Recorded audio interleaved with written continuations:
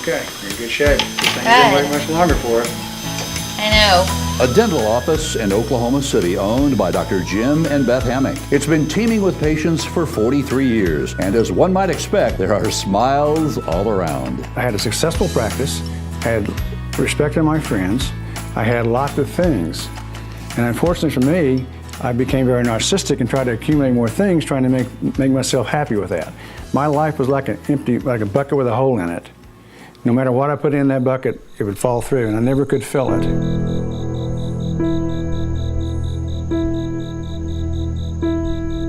I woke up at 3 a.m. in the morning, contemplating my life. I wasn't happy, and I really wasn't sure why it was missing. I started to cry, and I don't cry. I wasn't raised that way. But through my tears, I started sobbing, and I woke my wife, Beth, up. I've never seen him cry, let alone sob. It was like a whole wall came tumbling down. And I remember saying and patting him and saying, this has to be God. I started to hyperventilate and I couldn't breathe. And then I started to shiver. I couldn't get warm enough. I kept putting blankets on and I couldn't get warm. And then I had experienced that my skin was itchy. I just wanted to crawl out of my skin. I basically was having a nervous breakdown. When I look back, that's what I was going through. I started searching with Beth, what can I do? How can I get help? And what came to my mind was a man named Harold Armstrong. When I went in the house, as I say, I knew of Jim and Beth, but only casually, and Jim was a broken man, is the best way I can describe that. Many of us have been there. Most of us have been there sometime or another. Well, this was Jim's moment with God. Part of marriage is to just resolve that people are the way they are. And he terms it a Sunday-only Christian, and I think I hungered to have more. My life has been on a different path in many ways, and when he did have that moment to change his life, I knew I had a chance to finally have an option at a soul-to-soul relationship and a Christian marriage where you put God number one. After some period of time, I asked him, I said, are you interested in knowing how I know for certain that I have this ultimate peace with the Lord and that there's no doubt in my mind about where I'm going to spend eternity? Words to that effect. And he said, yeah, I'd really like to know about that. So we went through what we know as the steps to peace. Got to the part in that little pamphlet that asks you if you're ready to accept Jesus Christ as Lord and Savior, if there's any reason why you couldn't. He said, no, I'd like to do that, which was, can still bring a little choke to my voice, but it was a precious moment, one I'll never forget. I've often said, what do you do when there are no heralds in the world, no CBMC type men that without a question would just say, I'll be over, because that's all he said, I'll be over. And there was no great doubt, but you need to know that that sort of man-to-man contact is available in this world. My relationship to Christ is greatly improved and increased because of my involvement with CBMC. I've been able to disciple other men. I've been able to help other men just like me.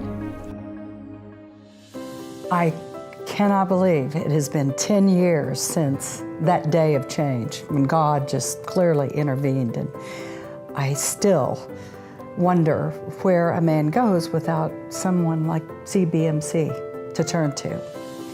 You have to get help.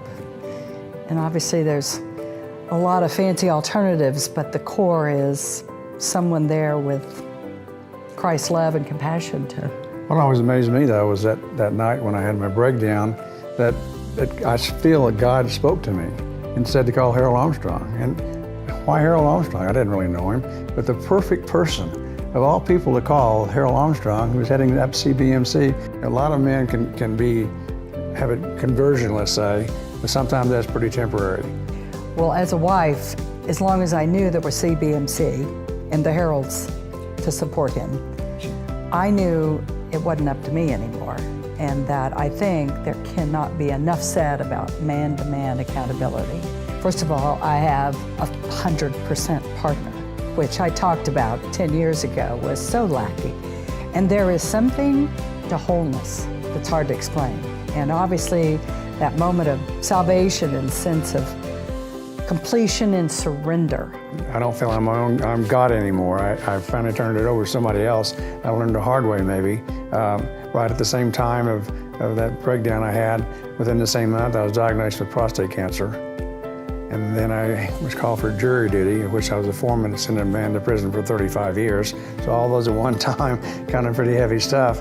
But I had the support of Harold and Beth to carry me through on a daily basis that way. And with the Lord walking with me, it was so much easier. I think another thing it did for us is that she watched me. Am I just faking it? Or am I really going through the steps and progressing? And I think that's 10 years of steadiness. Part of that steadiness is that now Jim is doing for others what Harold did for him. Every week, Jim pours himself into his small group here at an OKC IHOP. And just in case he gets stuck along the way, guess who shows up every now and then?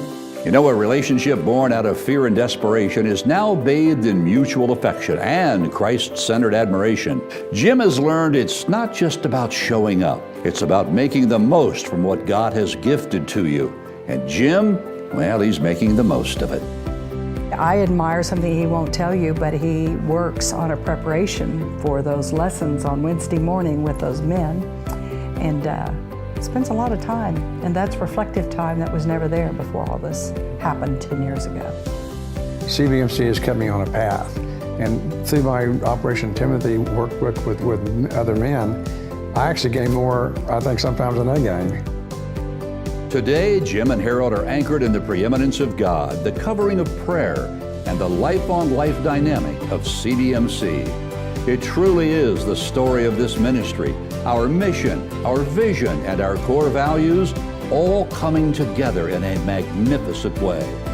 So, does God really care about one solitary soul? Well, we'll leave that one up to you.